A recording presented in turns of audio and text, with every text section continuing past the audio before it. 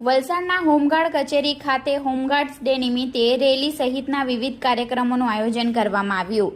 તારીખ 6 ડિસેમ્બર શુક્રવારના રોજ 2 કલાકની મળતી માહિતી મુજબ હોમગાર્ડ ડે નિમિત્તે વલસાડ જિલ્લાની કમાન્ડન્ટ કચેરીએ હોમગાર્ડ્સ ડેની વિશેષ ઉજવણી કરવામાં આવી હતી।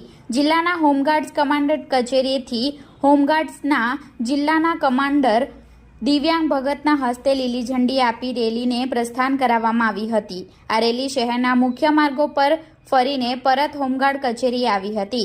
હોમગાર્ડ્સ કચેરી સહિત જિલ્લાના વિવિધ વિસ્તારોમાં હોમગાર્ડ્સ જવાનો દ્વારા વૃક્ષારોપણ કરી પ્રકૃતિની જાળવણી માટે લોકોને સંદેશો પાઠવ્યો હતો। તેમજ કચેરી ખાતે રક્તદાન કેમ્પનું આયોજન કરવામાં આવ્યું હતું। વલસાડ બ્લડ બેંકને રક્તની પડતી અછતને પહોંચી વળવા માટે રક્તદાન કેમ્પનું આયોજન કરવામાં આવ્યું હતું।